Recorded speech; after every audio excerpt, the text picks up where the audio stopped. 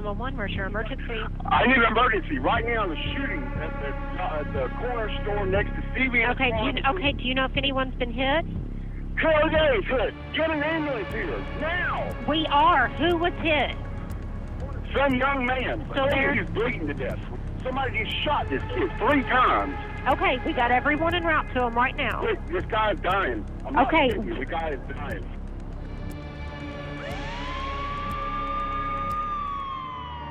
The victim was eventually identified by his identification being found in his wallet as Joseph Edward Ross.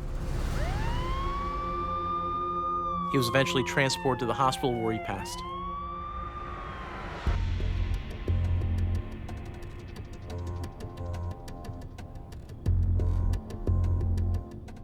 Our crime scene comes, takes photographs, really documents what's going on.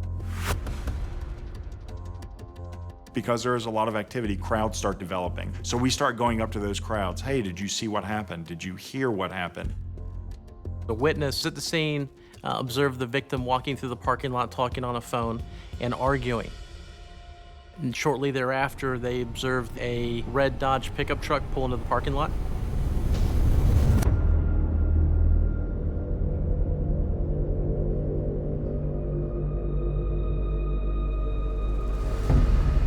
Do you have any idea why we might be here?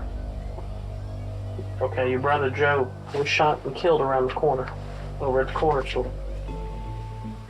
He was shot? Yes. We're trying to find out what happened to him. Do you know anybody that drives like a red Dodge pickup truck? Well, my friend Nick does. Who's Nick?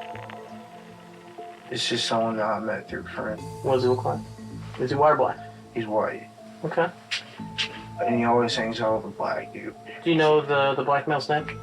I think it's Gerald. What else do you know about Nick? He normally carries a 38 or a 9mm. Has he ever gotten into it with your brother before? They argue about a lot of stupid stuff. Nick's really, he seems like he's crazy. I wouldn't really want to mess with him. Jonathan Ross said Nicholas Naring was 23 years old, a small-time drug dealer who was out of work. All the links with the red Dodge pickup truck, the history between the two of them, the subject being armed on a regular basis, it obviously then at that point propelled Nicholas Naring to being the suspect that we were looking for. Before we entered the room to interview Nick, he was sleeping. This is referred to as the perp nap. Someone who's typically guilty will actually fall asleep in the interrogation room because they're so exhausted from the stress associated with waiting to be arrested. Nick, right? Yes, sir. Doing well. I'm Detective Barnett. This is Detective Parsons. Okay. I'm going to sleep. That happens. It's okay. Do you have any idea what this is about? No, I don't know. It's gunpoint, got on the car, got out of the car. Yeah, but do you know what, anything that, do you have an idea what led up to that? No. Now, when you were stopped, you had a couple of guns on you? Mm-hmm. I was going to go to shooting range. I just turned the corner, and the lights went on. Okay. Well, while we're here, we're investigating something that happened earlier tonight. And we're wondering if you could tell us what happened tonight with you. Well, midnight. I was at home for the longest time. Is there any reason that your truck would have been at the CVS around the corner tonight? No. It shouldn't have been. Then how was it there? I don't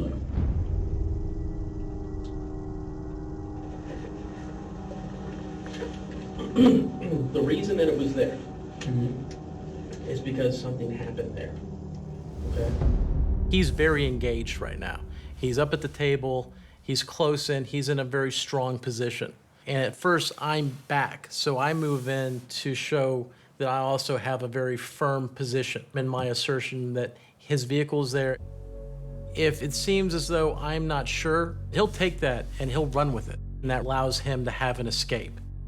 You had 3 guns on you tonight. Yeah, one person, yeah. You fire any of them tonight? No. Okay. Well, let's just say, for example, that maybe it's not one of the 3 that you had on you. It doesn't alleviate the fact that you were there when shots are fired. No way. You were involved in something tonight at that location, and I'd like to hear your side of what happened there. When he's feeling threatened, he starts to back up. And the hand that he's able to actually goes into his pocket. So it's another defense mechanism that he's using where he's hiding and concealing what actually happened. You can choose to be deceptive all you want, okay? I have never But let seen me you on this side of town. Let me point something out to you. This thing is that you were there because people wrote down the tag number of your truck there, okay? No, the truck shouldn't have been there. Wasn't my possession. It was there, Wasn't my possession though. but you were there. I wasn't there. Yeah, you were. How do you know that? Video cameras, Did you see me in my vehicle? you're kind of distinct. So I'm guessing that thing had full video around the whole camera, around the whole store. I'm not I'm not telling even- you there's video everywhere, because there's not.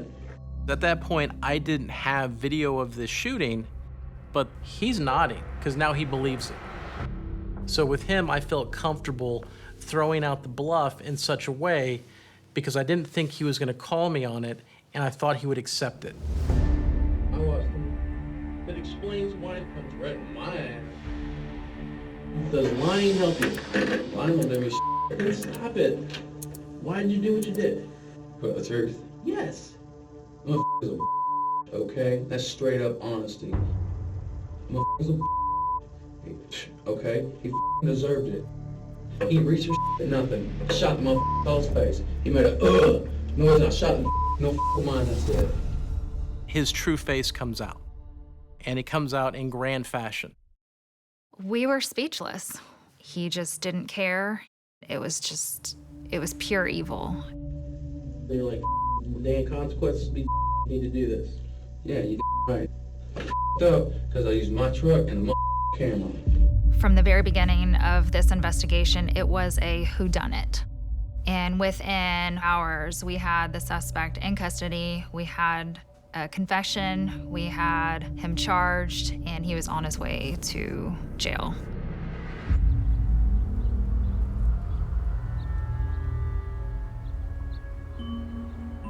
Nick Nearing was sentenced to life in prison. That confession showed that he planned to kill Joseph from the very beginning. And it showed his mindset that he did not care. There's no chance of Nick getting out ever. He'll die in prison, and that's probably best because I do believe that he would kill again if he had the chance.